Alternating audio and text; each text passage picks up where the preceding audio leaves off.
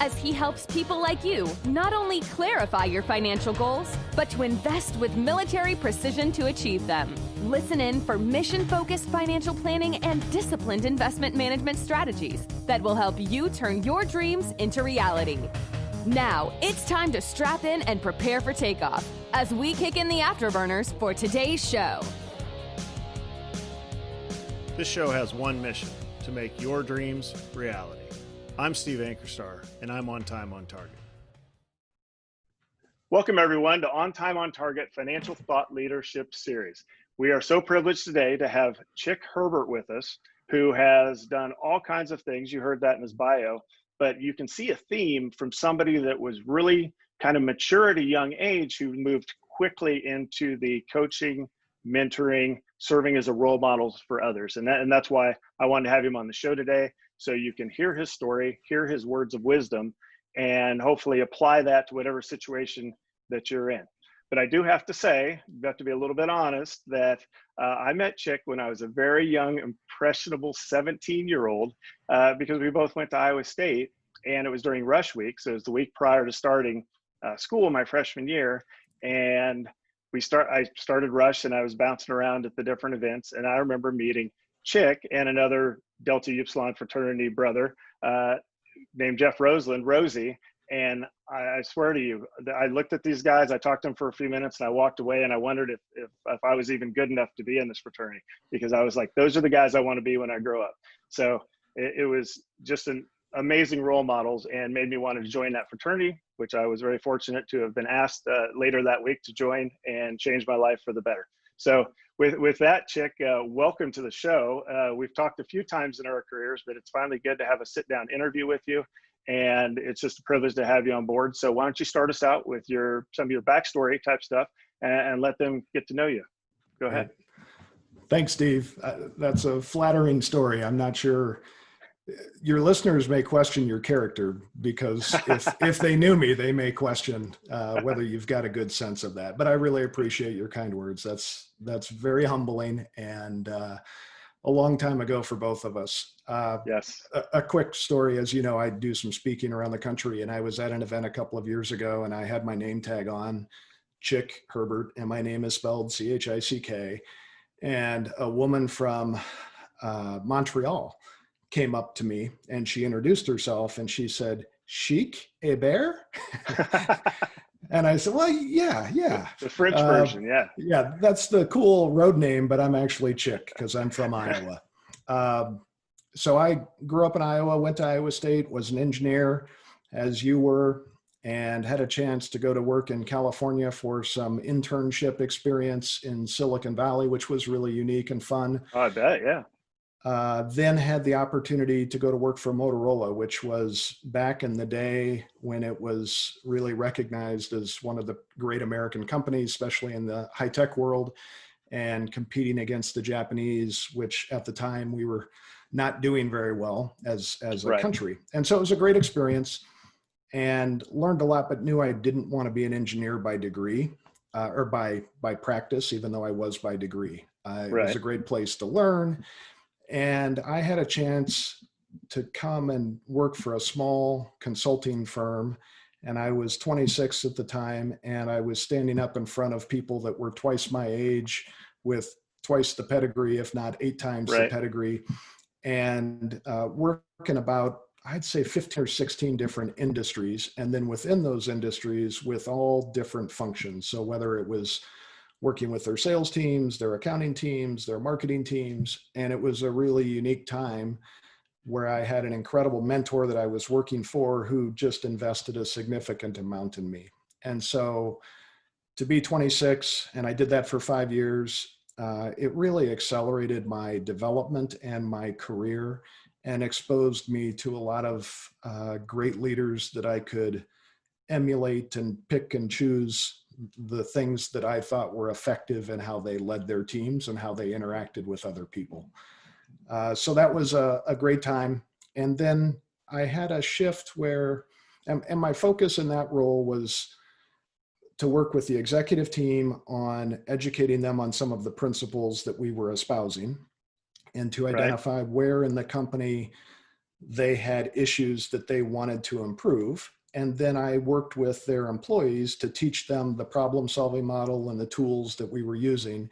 And then I would coach their teams as they would apply those tools and that knowledge to solve those problems. So it was a really interesting job because I got to work at the senior level where you had this higher altitude vantage point of the organization. And then I got to drill down in and really understand the nuts and bolts of how businesses worked on the front line.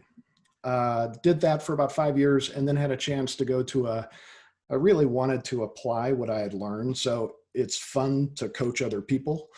But at the same time, I had learned so much, I thought I want to go back into a business and apply all this to something that I can have ownership around instead of just coming and going. Right. And did that for about 7 years, where I was the chief operating officer of a mid-size company that had about 110 employees over 3 locations. And it was another great experience. I've been very blessed in each of my stops to do things that I really enjoy doing.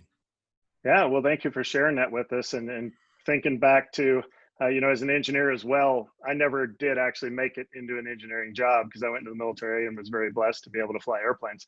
And then I just was thinking about Motorola in Chicago. It seems like we had such a large Chicago contingent in our fraternity house.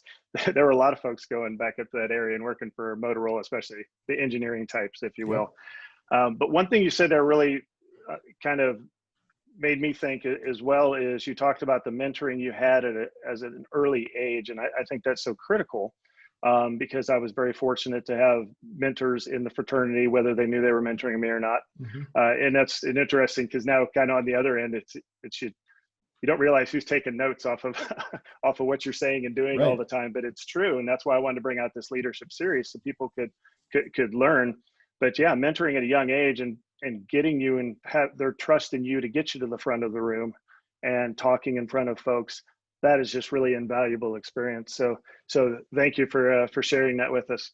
And then that's interesting that you brought up you kind of wanted to go out of coaching into the doing, from a coach back to an operator or back onto the field.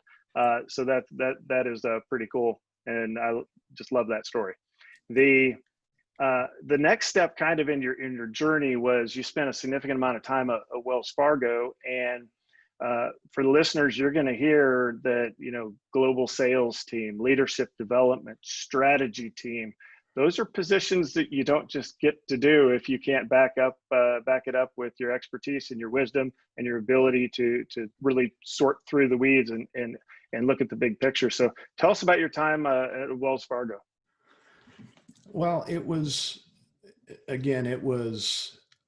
significant and had a huge impact on my career from a development perspective. So I went from a company that had 100 people and maybe revenue of $25 million to a company at the time that had 140,000 people.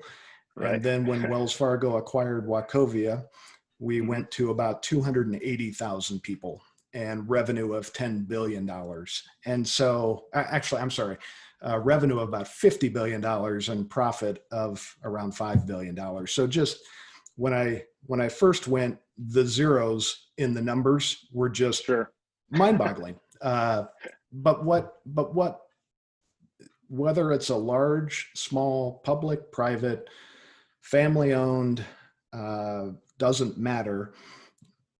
Running an organization and being a leader in an organization really comes down to the same fundamentals regardless of where it is. And I would say the military, I've got 2 sons that are veterans, certainly didn't achieve the things that you did in your distinguished career, but it did give me an appreciation of military leadership. I've had the opportunity to speak to several military groups about leadership, which was really intimidating to me to walk into a group full of people in their camos, their ACUs, because I thought, what am I going to talk about that they have any interest in? But that's the fun part, is that transfers. So I was recruited to Wells to run a global sales team. And that's a fancy thing, but essentially you commented on going from the consulting and the coaching into a business. Well, this was taking me a little bit into both. So I was an employee of Wells, but I worked across about a 25,000 person organization that had 10 different line of businesses. And my job was to go in and help them be more effective at selling. And the strategy that we used was not to come in and say, this is how you need to do it.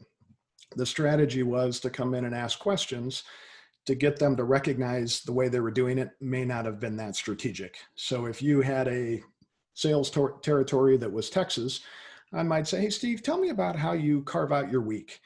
Who gets your Right. time and attention and your energy? Well, I usually just do a big loop around the state, and we'd call it lobbing donuts. I'll go see Jim because Jim's been a customer for a long time, and Chick's office is just across the street, so I'll just stop there.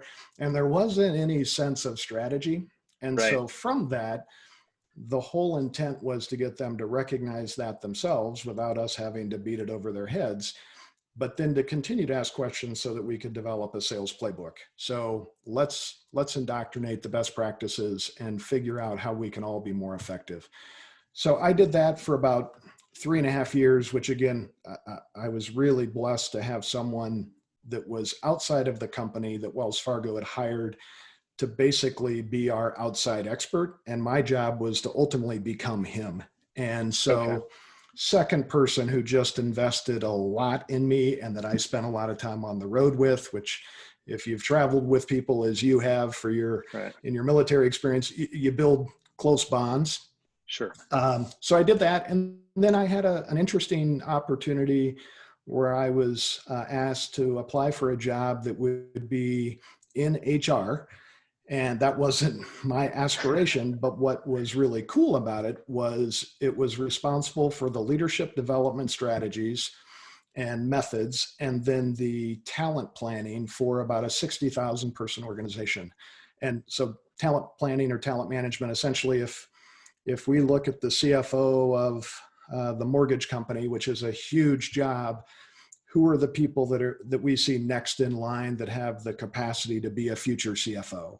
And what are we Right. doing to get them ready? And how do we strategically move them around to different roles so that we can broaden their foundation and elevate them into this really important role? So it was another opportunity where I was with really smart people, a lot smarter than me. And in these conversations and able to observe their thinking and how they thought about talent, how they thought about leadership. And so really enjoyed that. And then the third stint that I had for the last 5 years at Wells Fargo was to go back into a business and on the executive team. And my job was strategy. It was our digital innovation. How do we improve the customer experience, especially from a mobile or a web perspective? You may hear people talk about friction. How do you reduce the friction Sure. in the user Mhm. experience? So a really fun job that was client facing to our big commercial clients as well as to our consumers. So, and all along the way, I've always played a big role in leadership development programs or diversity inclusion programs. I just enjoy helping other people be successful and help them figure out how to use their tools and their natural talents to elevate their performance and engagement.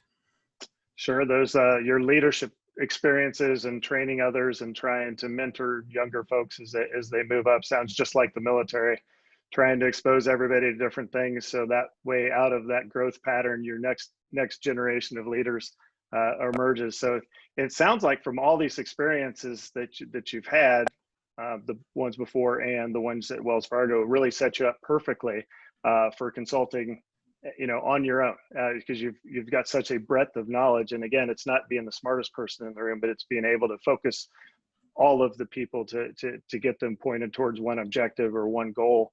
But before we start talking about your consulting and of course your book, we'll get to that. You did 9 years with the Special Olympics on the board, and you have a fantastic story about that. So if you would like to share that, we'd really appreciate it. Yeah, I'd love to share it. It's one of my great passions. And my story of getting involved in Special Olympics is not typical. Most of the other people that I served, the majority of the people on the board that I served with initially were parents, siblings of people that had intellectual disabilities or special needs. I didn't have that personal connection. I actually volunteered with people with disabilities in high school. But what got me to Special Olympics is my best friend had 3 boys. His middle son was born and had severe physical and intellectual disabilities. And they were just getting him exposed to Special Olympics. And Tom was set to be the board chair for Special Olympics Iowa, which is where I live. And Tom was tragically killed in a small plane crash. He owned an advertising agency and was flying back from a pitch that they did in Indiana on a twin engine turboprop. The plane went down. The pilot and the 4 people from Tom and 3 of his folks from his company were all killed. And it was a really tragic. I was 39 at the time, remember it like it was yesterday. And someone contacted me and asked if I would be interested in serving on the board and replacing Tom on the Special Olympics board. And I thought, what a cool way to remember my friend, to honor him, but more importantly, to honor and help his son, who now had a lot of challenges in life and no Absolutely, father. yeah. Right. And so it's been really fun. I've done about everything you can do in Special Olympics. Because I've had a lot of jobs, some people would say I can't keep a job, but I do know a lot of people. And so I used my relationships to help on the fundraising side. And one of the cool events that we did was called Over the Edge. And if you volunteered and raised $1,000, you got to rappel off the Financial Center in downtown Des Moines, which was 27 stories and 350 feet. And all right. I think I did that maybe 16 times over 10 years that we did that. So it just was a great experience, because if you've ever been to an event with Special Olympic athletes, you know that they just get pure joy out of the opportunity to be treated like everyone else and to compete. And so it's hard to go away without an improved view of the world, and not to count your blessings because you're able-bodied or you don't have disabilities, but just to count your blessings because you've been exposed to people that get so much joy out of simple things, which we often don't do. Yeah, absolutely. And thank you for sharing the personal story there, as well as the fun story. So thank you for your service. I mean, that's true service when you volunteer to take on a job like that. And what a cool tribute of a tragic situation to your friend. And I share your same sentiments. I was at early 90s. I was up in Rapid City, South Dakota, kind of against my will. It's not where I wanted to go in the military, but they don't ask a lot of times. And I worked with the Ski for Light program. When you remember George Senior's 1,000 Points of Light, and taking disadvantaged folks down in sleds down a mountain. And it was amazing because this was something that was on my calendar, and I was like, I know I wanted to be a part of it, but it was kind of work, and then run up the mountain. And for every single person I dealt with, it was their Super Bowl. It was their annual biggest event on their calendar. And just to see the excitement when you would show up, and it's just like, gosh, I hope I'm not late. And then kind of running out there, and you just see somebody just lit up with exuberance. It's just like, wow. And I get to be a part of that. So I know what you're saying there. So that's thank you for sharing that. Well, and Steve, if I could, one of the coolest experiences and success stories of my career is with a young man whose name is Tyler Leach. Tyler is now 20, I would guess he's 26 or 27. I met Tyler as a Special Olympic athlete when he was 10, and have been a mentor to him for the last dozen or so years. And Tyler needed to do a job shadow. He was getting his associate's degree at a community college, and asked if I could get him a job shadow. So I arranged for him to come into our business at Wells Fargo. He shadowed 2 different people, went great. Then he called and said, hey, I need a summer internship. Could I get a job at Wells Fargo? And I said, well, we've got an intern program. Why don't you come and apply? So he applied, and we hired him. And I talked to his mom and said, we've got other interns from all over the country. Do you think it's okay to put Tyler in with them? Because they're going to do lunch and learns. They're going to get exposed to a lot of stuff. I don't want to overwhelm him. She said, he's never failed, so let's do it. So Tyler became the glue of that internship group. I mean, they Oh, all nice. rallied Yeah. around Tyler, and then Tyler needed a job. And so he came and interviewed for a job, got the job on his own merits, not because of me, and went to a team that, BMWs, bitchers, moaners, and whiners. There were a lot of people that just didn't see the world in a great light. But when Tyler Sure. came in, he actually outperformed people on the team with the metrics. But he also really changed the culture because people stopped complaining about the little stuff and really appreciated how Tyler approached his life and all that he had accomplished with all the challenges that he faced. So it was a really, really cool story. And Tyler just celebrated, I think he's been there 4 years now, Oh, and has fantastic. been promoted a couple of times. So it's a really cool story. Yeah, it sure is. It certainly helps keep things in perspective, especially you're right, when you can kind of let the little things in life kind of wear on you when zooming out and getting a big perspective like that can change everything. So thank you for sharing.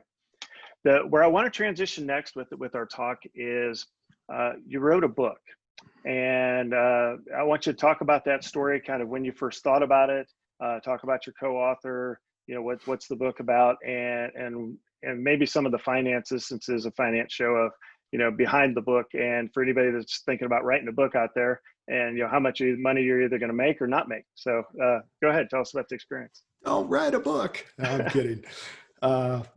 Write a book for the right reasons. So the book was something that I was doing a lot of public speaking, both inside of Wells Fargo. I would get asked to speak at national leadership conferences or whatever it may be. And I love to be up in front of people. I love to try and influence people in a positive way to think differently. And I was also doing some outside speaking, and I would go to events as a participant as well. And I was at an event, actually at the Naval Academy, and open to civilians. And my boss at the time, who was my co-author of the book, said, "How's the conference?" And I said, it's good. I think I could do a better job and have a better story than what I'm hearing people. And that's my big ego talking. You always think you can do it better. And so he shot a text back and said, "Want to write a book?" And that was the big strategic, brilliant moment. And I'm like, yeah, I actually do want to write a book, because I'd had a number of people that were saying the things that I was talking about, you ought to package that together and write a book about it so that you can help other people, because people received a lot of value. So in short, the book, it's over my shoulder. It's called It Begs the Question. And it is about, as a leader, your job is not to tell everybody what to do. Your job is to build capacity in other people so that you can improve your position of leverage and focus on the more strategic things in the organization. And that doesn't matter if you're a frontline manager or a senior manager. Your job is not to do the work of your team. Your job is, what I say, to work on the system and improve the overall environment so your team can be more successful. Which all sounds really simple, but that's not how most leaders spend their time. They're constantly reacting to the barrage of things. And the most powerful way, from our research and work and experience, is by asking good questions. So instead of telling somebody what to do, instead of telling you how you're going to do your sales strategy for Texas, it's, "Steve, tell me about how you're thinking about strategy for Texas. Where do you see, what's your ideal customer profile look like? How are you going to get to that customer? How will you approach them? How, all those things." And so that's what the book is about. And the one thing, from a financial perspective, there are different paths. The book is 6 years old now. It was 2014. The world's changed tremendously in 6 years. It's pretty easy to write a book and self-publish and print on demand to multiple printers. So it's an entirely different thing. When we first started writing the book, it was coming out of the recession. And unless you were Colin Powell and had an audience that was national with, a YouTube channel, it was difficult to get big mainstream publishers to invest. So we did a lot of it on our own. We were kind of in between self-published and publishing house. But it's a long process. It's a humbling process. We easily could have quit about 10 times. We've certainly made money. If you look at the hourly rate, when you factor it all in, don't know what that would be.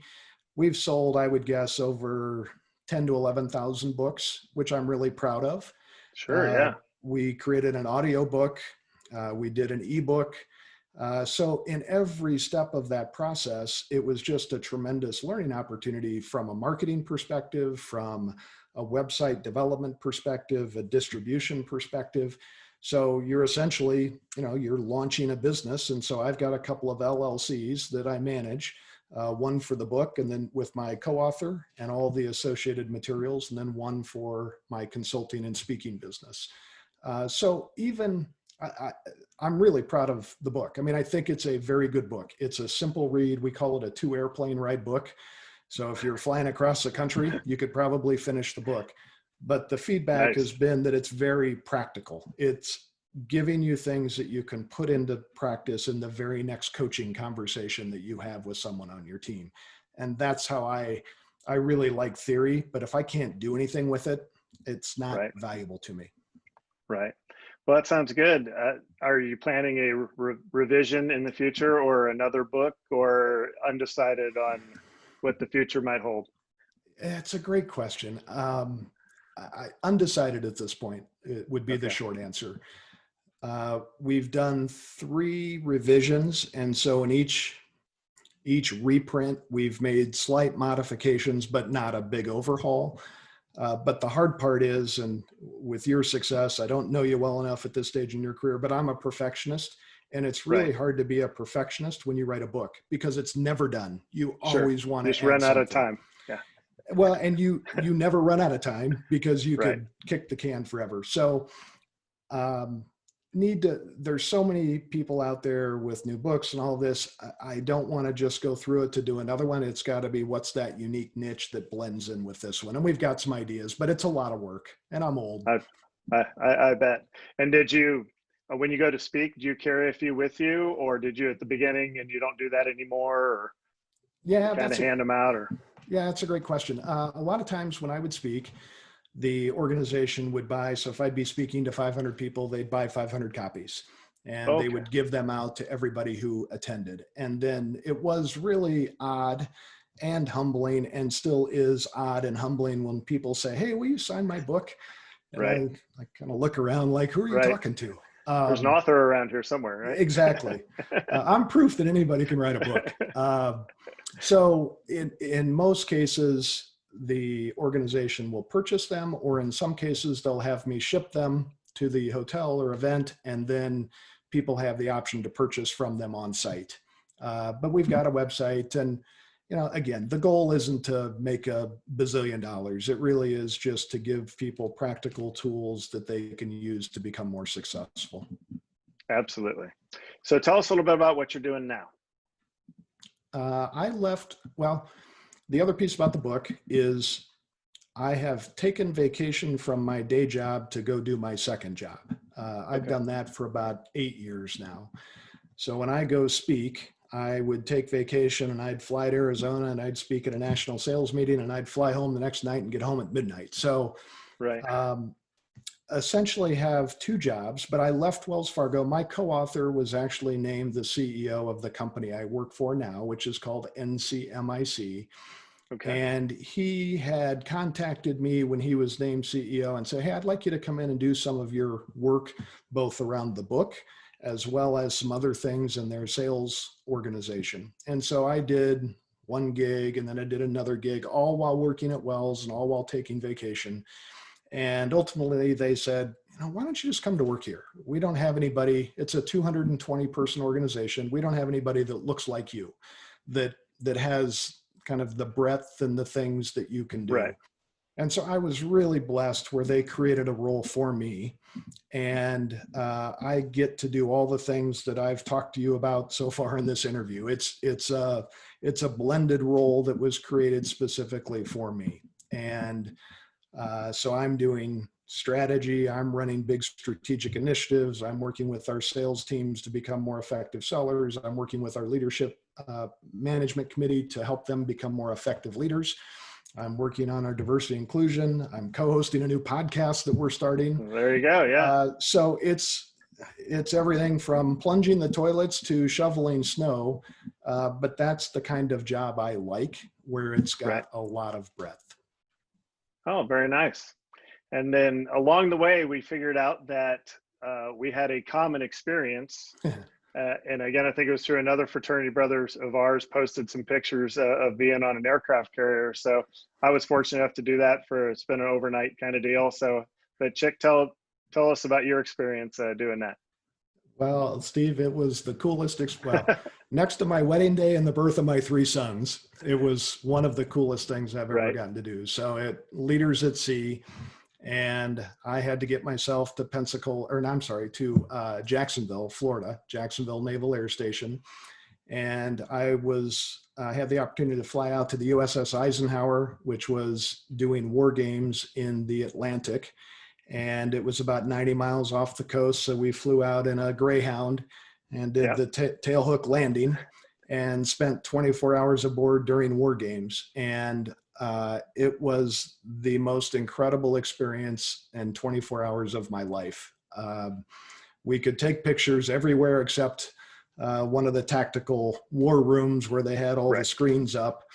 The only thing we didn't see was the reactor, which was just fine with me. But we, it was fully staffed. So I think there were 85 aircraft on board, 5,000 sailors. They served 20,000 meals a day. They had a 85-bed hospital with 2 surgical suites. When I landed, one of the sailors said, "Welcome to the Mighty Ike, sir. You just landed at the world's busiest airport. So you know nice. more about this than I do, but every 35 to 40 seconds, they either launched or recovered an F-18 or a Hornet or a Super Hornet. And that just went 24 hours a day. And we got to be on deck. We got to be up in Vulture's Row on the conning tower at night, watching these things come in, and got to spend time with pilots like you. And it really was. It was an amazing experience. And to see all these young people doing this work on this ship was just humbling and amazing to experience. And then, of course, the cat shot off the next day, where you go from 0 to 200 in about 1.7 seconds. That was kind of fun too. Yeah, and you're hanging out there over the water like, that's interesting. Well, I share pretty much across the board the same reaction. And but I will say from a military operations perspective, obviously in the flying business, lots of rules, lots of precision, very efficient, amazing to watch any flying operation. But on a carrier, it takes that to the next level. And where we get excited in the Air Force, if our wingtips are within, 6 feet of each other, people are going to start slowing down and noticing and, almost, like what's going on. Well, they have airplanes with overlapped wings and landing and taking off. Just amazing. So nothing but complete respect for the Navy and their view on efficient operations. It was amazing. And of course, first class, I was on a VIP tour as well. So got to meet the captain and sit in the chair and watch it all. Yeah. It's just like, okay, I'm proud to be an American. This machine right here, it'll make somebody think twice about doing something wrong out there. So, well, I felt the same way. I was so proud to be an American, and the ship had just come out of dry dock, where I think it was a 2-year refurbishment process, and they did the new rods and the nuclear reactor. And I asked the commander, I said, "So how long will this how long until it needs to go back into dry dock?" And he said, "With the reactor, it'll be 30 years. And that'll, 30 years of propulsion for the ship, water generation, electrical generation, all of that," which is just amazing to me. And what I use my story, and I've, as you can imagine, have about 8 million pictures of my 24 hours aboard. But I use it in a lot of my keynotes to start off. And I talk about at the time I was in the leadership development role for Wells Fargo. So I was trying to learn what the Navy did to develop leaders that I could take back to a corporation. And the things that I always talk about was the reason for the war games. From a leadership perspective, people think you need to send your employee to training. And if I send them to training, then that's their development. And I fundamentally disagree. It's important, but if you don't follow that up with coaching and you don't wrap real world experience around it, you're going to lose everything that you just invested in that person, because they're going to come back, and if they don't use it, it's just gone. And that as I was talking to the people in the Navy, that's the whole idea of war games, which I'm sure you've Right. participated in plenty, because you can't simulate duress and high pressure situations in a classroom like you can in a simulation. And Exactly. that's something that I have tried to bring in from an experiential learning perspective into businesses and consulting clients that I work with. So how do you tap into the learning that you get just from this really hard project that you just launched? Because usually we're off to the next project. We don't stop and reflect on what we did learn through that difficult process, which is where the real learning begins. Right. No, I agree with you. And when I speak, it's usually about flying in combat, and folks say, "Were you nervous flying over Baghdad and being in shock and awe?" And I said, "Well, not really. I was nervous when I got out of bed that morning, but by the time I showed up at work, I'm in the same training that I've literally done 1,000 times." Yep. And oh, by the way, yeah, when you see the real bullets and real missiles, you're like, okay, yeah, it's plenty real. But you're so focused on just executing the mission and doing everything like you've trained to do literally 1,000 times. So that is a great perspective to have. From all of the things that you've done, which is very broad, if you were to go back and mentor a 25-year-old chick, or if you were in a room and where you had 1,025 to 35-year-olds in front of you who wanted to know what your words of wisdoms are, what would you tell that crowd? I would tell the crowd to be quick to raise your hand for opportunities that may seem outside of your comfort zone and beyond your capabilities, because that's where the learning and growth happens. And I would tell people to invest in relationships. Especially in today's world where things are so virtual, life still comes down to how effective you can collaborate with other people, how you can influence people that you don't have any authority over. In my current job, I have the least authority that I've ever had. My team is very small. I could care less. I'm having more fun and my influence is broader than it's ever been because I can do just about anything on any given day. But all of that, I wouldn't be in the position that I'm in, and I wouldn't have had each of those progressions if I didn't have relationships with other people that allowed me that opportunity. And so too often I think young people, come in and they want to accelerate really fast, which isn't always reasonable. And then the second is they just do the work, but they don't invest in the relationship. So putting your head down and plowing through stuff is great. But if you're not asking questions, if you're not engaging with other people, if you're not taking time to get to know Steve, who works across the office from you, you're missing the boat, because ultimately it's going to come back where they're going to say, "What do you think of Chick?" "Well, I don't know. He doesn't really talk to anybody. He doesn't engage with anyone." And it doesn't matter how smart you are. So I'm a big believer that emotional intelligence trumps intelligence, and intelligence is really important, but it's not the most important thing. It's how do you read people? How do you come across? How do people perceive you? Do you have people that will give you honest feedback about how you're perceived? Or do they just say, "Oh yeah, no, you're doing fine"? And all of that comes back to relationships. Okay, well, I think those are just fantastic words to live by. And I hope you do get that audience of 1,000 young folks all the time just to say those words to and really help change their lives. Before I close, for those that either want to hear more from you, or how can they get a hold of you, or if they wanted to book you or listen to your podcast, share some of that information, if you will, and so people can get to know a little bit more about you. Sure. Well, first, thanks for having me. I really appreciate it. And more importantly, thanks for your service. I mean that sincerely. Steve knows this, but the audience doesn't. I have 2 sons that served out of my 3 boys, and one was deployed to Afghanistan for 12 months. And while I've always appreciated those that serve, being a parent of someone in harm's way certainly puts a different perspective and appreciation. So thank you. And I mean that bottom of my heart. You could reach me LinkedIn. It's Chick Herbert, and I don't think there are a lot of us out there. Or you could look at Chic Hebert. Probably gets me too.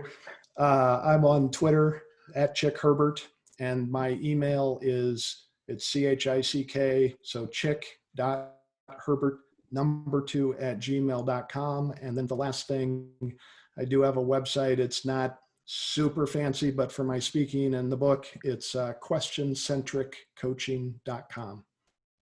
Okay. All right. Well, thank you for that. And again, I'll put that information in our show notes so people can refer back to that. And Chick, thank you so much for coming on the show. Thanks for being the good role model that you are, and good husband and good father.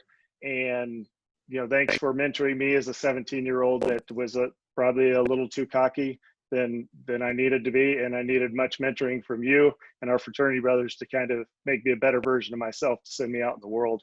And you guys did that. So thanks for being on today. For our listeners, thank you so much for listening in. I hope you got just a ton of information from Chick today about all his fantastic experiences, and that you can apply that to whatever your challenges are in your life as you go forward in your particular careers. So thanks for listening, and here's to all of you staying on time, on target with your career and financial goals. Bye.